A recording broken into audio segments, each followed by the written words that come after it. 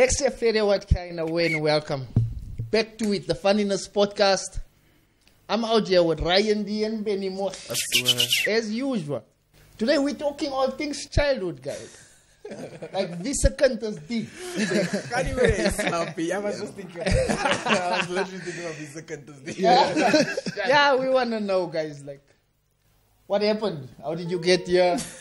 Where do you come from? Mr. Benni Mosh, we start with you, brother. Damn. Put the youngest nigga on the spot. Yeah. Yo. It was just like yesterday. Tell us, brother. But yeah, I'm from Lesotho. I'm from Maseru, Lesotho. Born and raised. So you were foreigner. I'm a foreigner. Through and through. And yeah, I grew up there for like the first 10 years of my life. And then I went to boarding school when I was 10. Okay. And then from there, I was just in Kimberley until about matric, yeah. And then I came here. Yeah, bro. Like, I want to ask you something, though. I was boarding school, bro. Like, my boarding school was actually pretty soft, if I won't lie. Like, I went to a small school, which meant that all the normal boarding house things never really happened.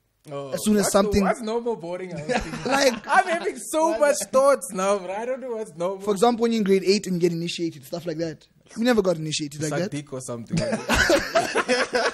I know this one thing where two bras, like you tie a string to each other's peels. And then you play a tug of war. I knew it, bro. And then you play a tug of war. What's going on in boarding Like, schools, bro? shit like that happens. Like, you must play a tug of war. Dude. No, man. Yeah, like, other kids did that shit, but... Have you seen No, I never did that. I've heard stories of things like He that was happen. emotional about it. It's like, we never did that. Never did that. Never. But like, honestly, when we were in grade 8, as soon as someone would say something, teachers would take action, and we never went through much hazing. Yeah. Even when I was in matric, we didn't even touch the lighties. Yeah. Like, we didn't do nothing. Like, it was... bro. It is something normal. So what have you heard about boarding school then? But I won't lie to you, ne? According to me, I know boarding school is like, it's either there's a lot of girls there or a lot of boys, you understand? And then it's a period in your life where your hormones are starting now, you understand? As I know. Definitely. And now you in a boarding school, you're not exposed to females. I was exposed to females. But We were also exposed to females. We had like a I don't know. co-eds girl. Okay, I didn't know that, you understand? Yeah. That's why I'm asking, because I watched the TikTok video, ne? And they were like, when you're in boarding school, ne? And you hear the sound in the background, you just hear... you understand? And I'm like, when you're in boarding school and then like, it's initiation, and I'm like, okay... What does this mean? Yeah. And I'm like, wait, y'all suck dick at boarding school? Y'all dick sucking at this place, bro. But it gets like really crazy, dog. Like, there's some schools that they go crazy with those I'm not initiation saying- things, man. Like, I'm not saying it's a fucked up thing. I'm just saying it's like, that's the phase where you like need to meet girls. Because it's that time, you understand? Yeah. And now you're exposed to so many men. Well, like, what do you think? It's like prison. You're like, I ain't like... Dakes is looking a hell of hard today, bro. I'm just laughing because I'm thinking of primary school for me, man. Yeah. I went to colored school. Colored school. Mm-hmm. As a colored individual. It was hard for me, man, because if you look at me, I don't look colored at all, guys. A lot of my comedy material is also about me not appearing colored, you know? Yeah. School was hard for me. School was hard for me. First of all, like fitting in was, you know. Oh yeah. I was like the kid that's been corrupted by the colors. Why are you with these people? Yeah. But school is a hard time, and especially primary school, because that's where it's the foundation phase. Yeah, everything. That's where you learn like where who you fit in with. Yeah. Where you go in life. You know, if you go with the wrong make it people. or not. If you like... Yeah, School is interesting, like you say. Yeah. With boarding school, some of it is separated a lot. Yeah. You know. So, like, it's what's crazy for me about school, especially in primary school, is how already people have their factions. Exactly. There's already factions. Exactly. Like those guys and those guys, and I mean. Like, you're still young at this. Yeah, do you think And you're it's... really establishing these small cliques and everything, Do you think it's like factions, or do you think it's literally just who you vibe with? You understand? Because even as kids, you know who you want to chill with, bruh. No, I think I think for me, like, we all do what we see. Yeah. And you come there, you find it. Yeah. So you also just look at the situation. Sometimes they recruit you. Yeah. You understand? Yeah, keep us done. Yeah. They're like, okay, dope. So let me tell you about myself a bit. So I also came from a colored school, but I went to a white school in high school. You understand? So in school, I didn't have tough time in school. Yeah. Like, I was that A student. I was even head boy in my primary school. Wow. How was it? Okay. I won't lie to you. Like, in the first 3 years was fucked up because like it was like, you know, where you're learning to read and vad. And now my uncles and people, hey, they were like, you can't see Dakes and vad. So I was driven by people telling me you can't do something. You understand? So I taught myself heavy. Like I went to teachers wanting to learn how to like read vad. And like there was this girl, I won't forget her, grade 3, her name was Raylene. They fetched her from another class to prove to us how dumb we are, bro. They literally fetched this girl to read in front of her. Read, Raylene. Raylene's like, oh, then the puppets, I'm like, hi. Like, this is how you're doing. This is how you're. And I'm sitting there and I'm like, you know what? I'm gonna beat Raylene one day. And I won't lie to you. Grade 5, 6, 7. Raylene didn't come close to me. I was just there, top 3 in the top 10. I was like, You probably started kissing. yeah. Then, like, No, I wasn't kissing. you weren't kissing. She was probably. she started liking boys. Once you learn certain things, you will grow. Yeah. Because now education is not cool anymore. Exactly. Boys are cool now. It's all about all the boarding school things. I was like, so that was like my primary, and then I went to high school. Then I went to a white high school. But it's those white high schools where we were the first black. You understand? Yeah. So it was vut, like a freaky. Okay. And I played like rugby in high school and all that shit. But hey, then I was corrupted by colors. Like then I was like necklace, no fro. Like, some of these girls looking hella fine. And they always used to do this thing with like with the top 10 cutest boys, you understand? And I was also in the top 10. That wasn't mixed. That wasn't mixed. Hey, brah. Have you seen those? What mix it list? You're cute not list. part of this demographic. I got in mix it when I was like 10, 11. Yeah. But that's it. Like those 2-3 years. So there were these And then lists, it passed me. People did these lists. Every class, every school, they did this list where they said like top 10 cutest 10. guys, Okay. top 10 dumbest guys, and if your name featured there, so that's what he's bragging about. Okay. I was on the list. I'm just flexing, bro. Okay. I was like, it was Jody, and it was. I'm telling you, it was Their face. Huh? That was number 2, bro. I'm flexing, dog. I need to be there. Yeah. Like it was Jody and Delano and Sakile, this other black kid. He was like, you understand? But he was cute, dog. I was also in school with a gay Sakile. That's awesome. That gay Sakiles are the ones. Gay man. Sakiles. Like I fucks with them. I love that nigga. Like that nigga was gay, né? But I feel like he low-key wanted woman. Cause I remember I had this chick where I showed him. I'm like, yo, bro, and he was like, yo, dog. Like Salomon, ciao, the son. And I'm like, Saki, stick to your roots, man. Stay where you're coming from, nah. Stick to it, my brother. That is, bro. But I won't lie to you. In high school, hey, I had education just, I don't know. Hey, bro, it just, like, even my teachers were like, hey, Mr. Blom, are you sure you want to be an astronaut? I think growing up, in terms of, it's what you're exposed to. Yeah. You know? Yeah. For me, I think a lot of it, look, I wasn't a dumb kid by no means. I wasn't a dumb kid. Yeah. Also wasn't the smartest kid around, but I was hardworking. And what was cool for me, it was what I was doing. You know, it wasn't cool to get diplomas. Exactly. Primary school, I wasn't that kid. Exactly, yeah. Because my friends, none of them. So you always, you have to fit in, man. Yeah. You're not going to move with your clique if you're getting good results. And that. Yeah. And for me, it was hard, man, because I've been up and down all my life. I'm from the Eastern Cape, and we came here.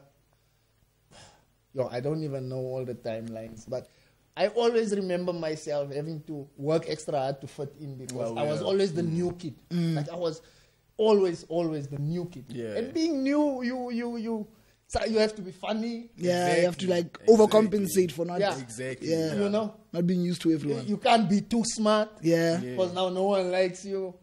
It's hard, man. Benni, you also not from Gauteng. Yeah. How has it been for you? Like going to a new place, different people. How do you adjust? I think for me, I got used to like, going to a new place because of like my high school experience, like leaving home, going to Kimberley, and then leaving Kimberley, coming here. Yeah. I just had to maintain being myself, you know what I mean?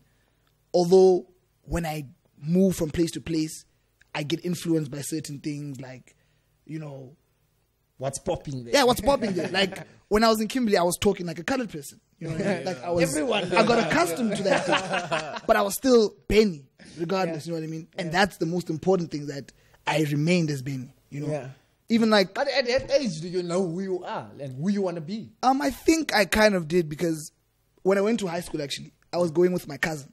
So my cousin's like a year older than me, and he's very smart. You know, he's a very intelligent guy, and I was also I was a decent kid, hardworking, and if I like applied myself, I'd get my stuff, you know what I mean?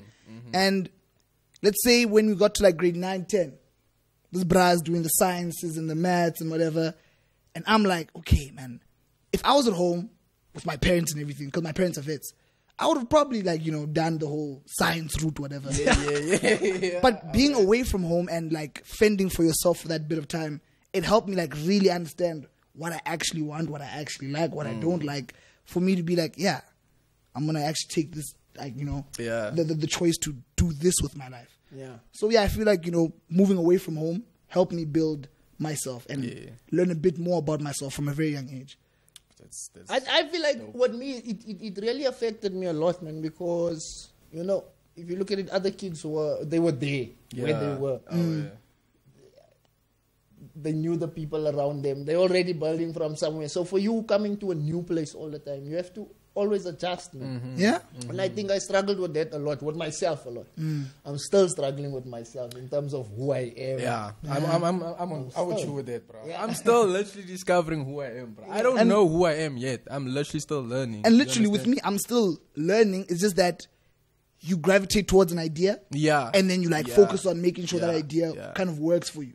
Yeah. You know what I mean? Yeah. And then it just keeps on building. But I feel like that's the beauty of life, though. You're not set to be this person. You understand? You can always change. You understand? You might think, yo, this is who I am. And then you do it and you're like, and like it's not the one. And it's not even like a step back. Once you realize, okay, this is not the one, you're not taking a step back. It's like understand. A step to the side. And you're like, you're taking yourself from the situation, like, okay. And finding a different way to move forward. Yeah, I need to fix this puzzle, guy. And I like that, bro. Unlike you border jumpers, I haven't jumped. I've been here, I've been in Reho Park, I've been in Palm Ridge, I've been like different homes, like different families. But I've been here in Gauteng. This has been my thing, you know. I haven't been robbed in I think they know me by now. Even the Nyaupes are like, nah. They're like, we know this man, bro. I remember I once got robbed in first year. I spent a whole year in Bram. No. I spent a whole year in Bram watching out from like getting robbed, you know. Like, I was very aware, and I moved well, made sure I was in my place at the right time, you know. Make sure that I'm not putting myself in danger. Oh, yeah. And then one day I decided to go to Rosebank. At like 11. People are eating fucking breakfast, dude. This brass runs into a car, gone. And there were about like 40 people standing next to me. Yeah, but that's what people do. They just watch. People just like, what? Oh, what sorry. What happened? What you got to do? What happened? Oh, help sorry. Me, bro. Help but me. You can help yourself. Like, how? When something happens, it's either fight or flight. If you're just standing there, you're not choosing. Yeah. Like, I ran after the guy. Yeah. But that guy had to run through so many other people. Yeah. Who just watched him run through. You did, as a black person, did you scream Vimba, or did you just run like a white guy? I just ran like a white. I was like, fuck you. No, bro. Stop it. South Africa, bro. Scream Vimba here, bro. I should have gotten the memo. I should have gotten the memo. Someone will be stopped, bro. I should have gotten the memo. Like, if you look at where your life is now, all of us, if we look at where our lives are now, as a kid, if you saw yourself as a kid now, like, what would you tell yourself? What would you tell yourself? They will buy this up for you. You are doing that. Lost the Gunners 8.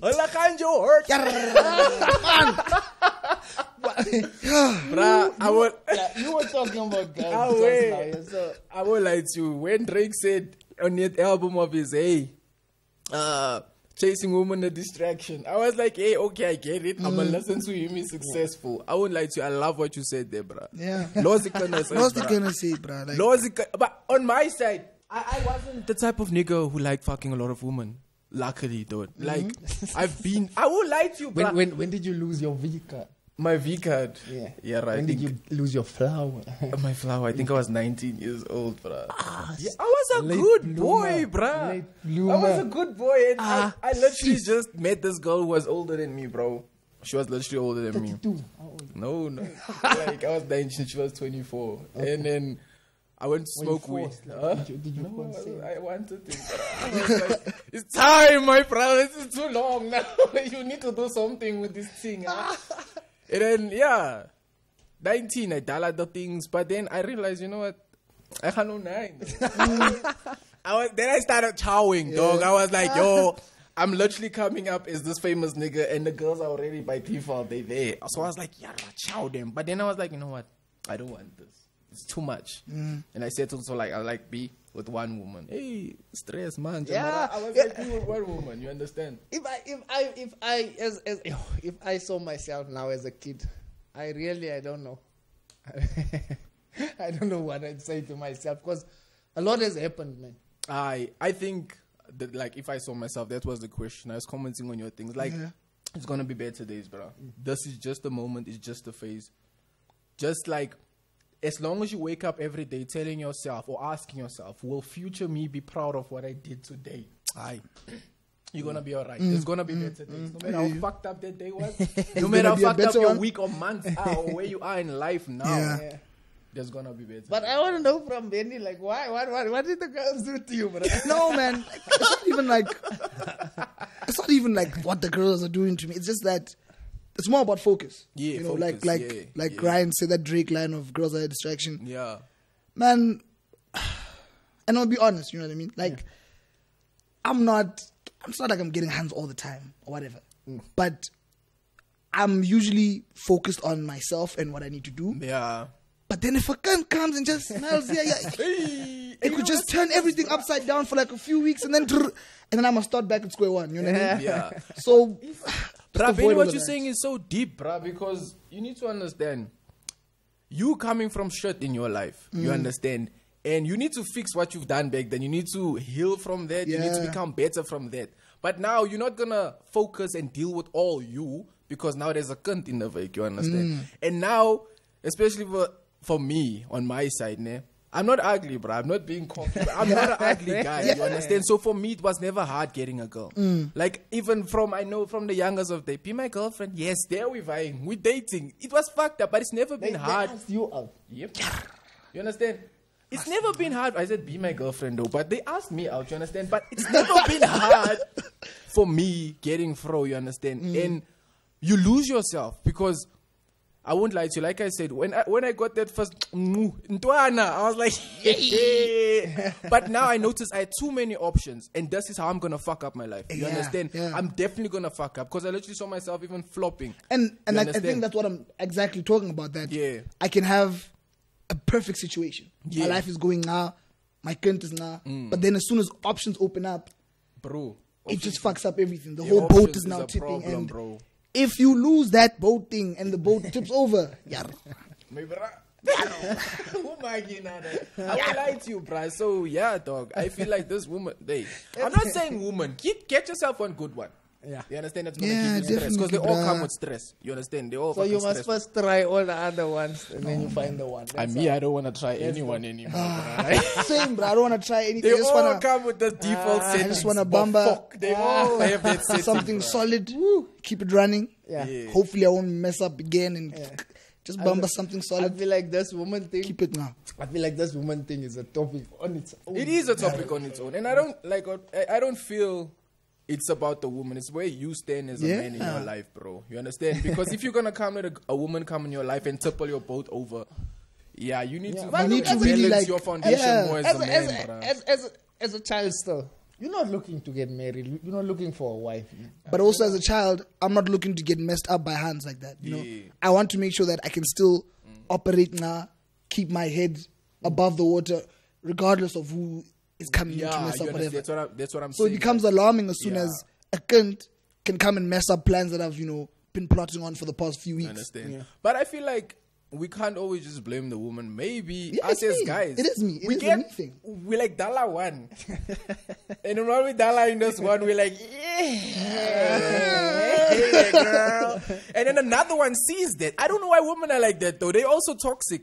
But then they're like, oh, he's giving this girl like, I want to taste. And then she's there, not like, yo, I'm here for this. But she makes like, I'm not paying your friend. Before you know, she's like, hey, you want to see this pussy? And I'm So like, do you think then, as kids, we get enough education on women? no.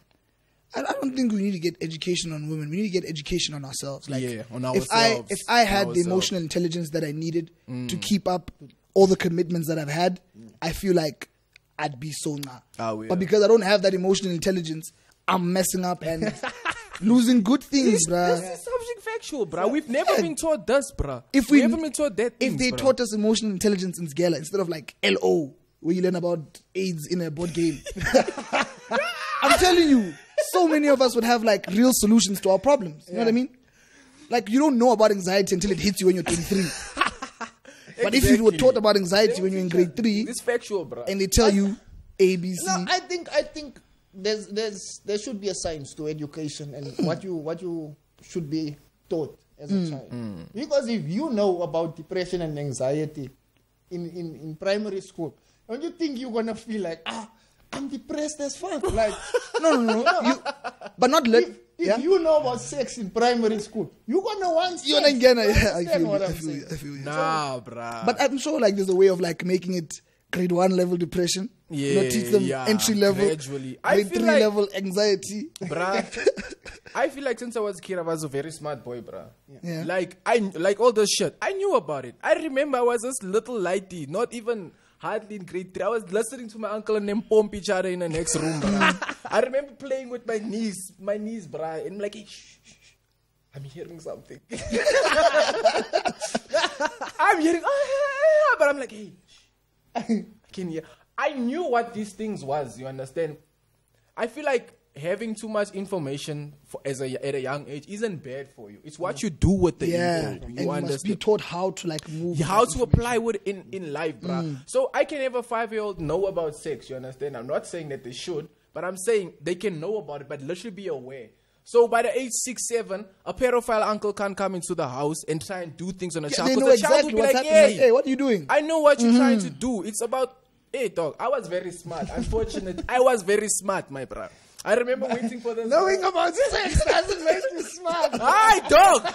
I'm just saying in regards to I was a smart likey, Yeah. dog. You understand? I was aware at a young age. So teach kids awareness. You understand? You need to be aware. Like with your emotions, you need to be aware of that in order to control it.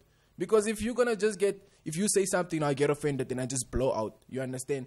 I'm not aware of my emotions. Yeah. But if I can control it and then after this be like, yo, what you said there was fucked up. I was yeah. aware of my emotions, but I kept it calm. I didn't murr you over And you this didn't thing. just start something off of that. Understand? Yeah. Awareness, my nigga. Yeah. We not taught that things. You understand? And I think like kids have awareness. Yeah. Kids can carve. Kids Yeah, can say, they hey, do. hey.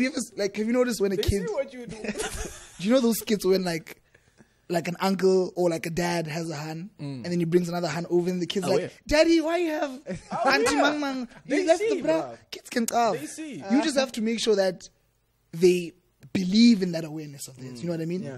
Like don't cancel out their instinct. Because that's like a very pure It's an thing in you. instinct, yeah. And if It's you an like can instinct. grow that, bro, you can go through this life thing a lot better than So most people. We're still healing our trauma here. Yeah, we still. What we was still- talking about trauma? still- What would you say in your childhood is one moment that really changed you? Like one moment. For me, okay, I burnt as a kid, right? And we had eh? We both burn victims. Well, I was listening to Even me. Romeo Black Even me. at one of the Funniness. Oh yeah, Right? shout out Romeo Black. Yo, he was Shout out Romeo killing me. Black. I was dead. His material was so funny. Saying he doesn't want a burn victim as a roommate, you know. And he was talking about roasting and stuff. But as a kid, man, that thing really changed me, you know. Yeah, I getting think, I don't know, burned, I was between 8 and 10. I spent 3 months in hospital to learn to walk again and everything. Damn. But from that moment on, I saw life differently. You know, Yeah. I went into a shell. I think that really defined me. Like, still now, I have a lot of who I am is because of that moment. Yeah. You know? So for you guys, what was one moment in your childhood that stands out? You know, that I think so. Before I got to grade 1, I was at this like preschool called Tiny Tots, and now in Tiny Tots, you can either graduate in July or in December. Okay. Right. So I graduated in July, but then when I graduated in July, it's winter in Lesotho, so it's like really cold. I fall very sick, and then I don't even know exactly what was happening, but I was going to the hospital a lot. And I remember in that phase, I was being conditioned like in a totally different way. Because it was the first time I was like kind of learning English, because I was going to go to an English primary school now. I was being taught how to write my name and stuff. Things that I had done in preschool, but like it was coming from a different energy. You know what I mean? Yeah. And then when I started primary school, I know I started a bit late also because I was sick. And I was just always kind of behind. I was also the youngest person in the class. So it was like I'm at a disadvantage. And ever since that, I feel like even going to Kimberley, even coming here, I've always had the back foot.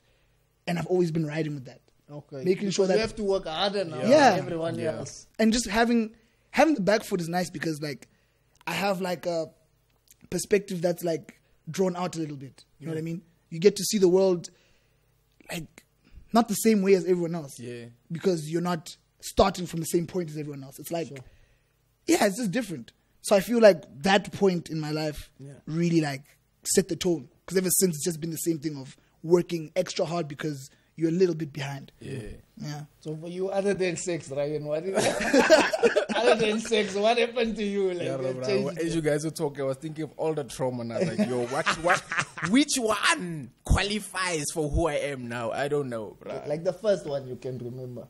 The one that really... Okay, based off how I am now, I'm a type of person, I don't like asking for things, and I don't like being in scarcity, because where I came from, whenever something was done for you, it was spoken about. And I remember me and my mother not always having something solid. We always used to be thrown out. We always need to find a new place, but like it wasn't always something solid. You understand? So since I was a kid, I always told myself, I need to have this. I need to have something. Hey, it needs to be solid for me. You understand? I don't want to ask you for help.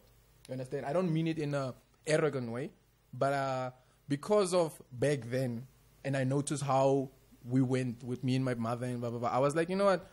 I don't want to be this type of person. I want to be the person who gives. You understand? I want to help you without you talking about me because you helped me. You understand? I want to be, this is who I am and this is how it's going to be. You understand? And then when I lost like my sister, I think I was in grade 3 also. My sister died. So I was like, you know what? Hey, there's a lot of shit happening, because I even saw how the burial for the things went, and I was like, you know what, this is not it. This is not the life you want. You want more. I need to, and I won't lie to you. Ever like since a kid, since a kid, this is the shit I've been thinking, and seeing how my life is going, I'm like, yo, bro, you're doing the things. You understand? So I'm proud of myself. And I feel like that's the shit that triggered me. Like family members especially, bro. Because these are the people you expect to be, like, I'll say blood is thicker than water. But we have people like you are much closer to me than my family, you understand? Because family, family is only family for that Brav and Diesel, bro. Some of us built that one from the ground up. No, bro, like that niggas build that shit. But for some of us, family is the reason why but that's me, bro. Another thing that stands out for me, right now I don't believe in marriage.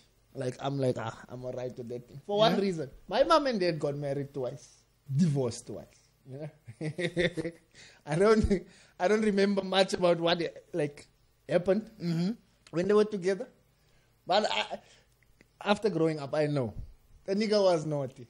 I know now he was naughty, and also I can look back now and I don't blame him for a lot of the things he did. Because as a grown nigga myself now, I've been faced with certain situations. Yes, so I can understand what it is he went through that led to the events as they happened.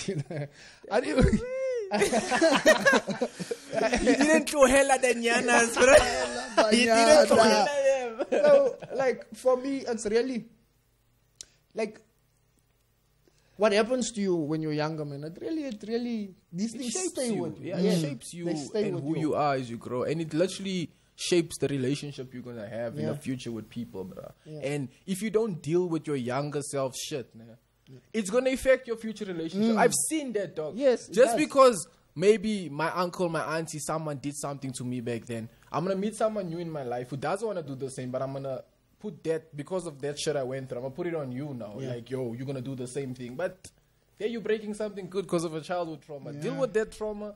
It's a new experience. And I think understand what I'm saying. part of what made me, like, what put the drive in me as a light, you know, like in that moment when I was in grade 1, that's when I really like started this whole, like, what's this thing? Like a checklist relationship with my dad. Whereas in order for me to get something from him, I needed to give something, you know, and that's been the relationship ever since. Till this day, he knows when I go home, I need to show him, okay, I've been working on A, B, C, D, E, so he can be like, okay, fine, you're still doing that. So that battery that was applied then is still something that fuels me now. But not even as a trauma, but as like a battery. You know what I mean? Yeah.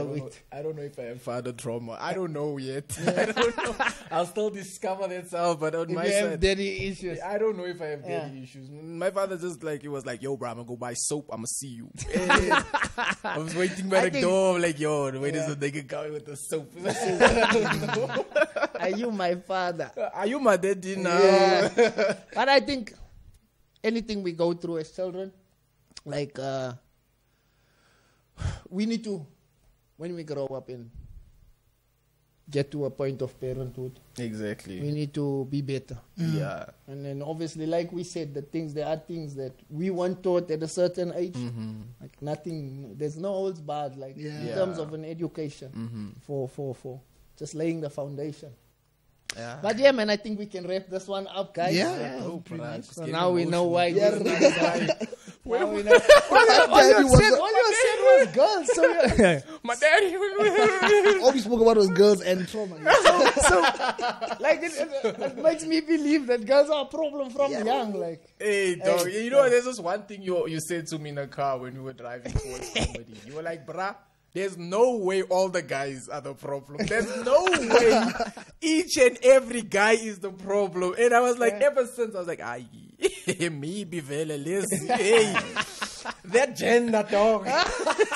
It's not right, bro. yeah. So when we get an opportunity to raise girls, guys, let's raise beautiful queens. You know? Definitely, man. Bro, Definitely, man. Yeah. So thank you, guys, for tuning in. Wherever you're tuning in from, the Funnyness podcast. Signing out. Thank you.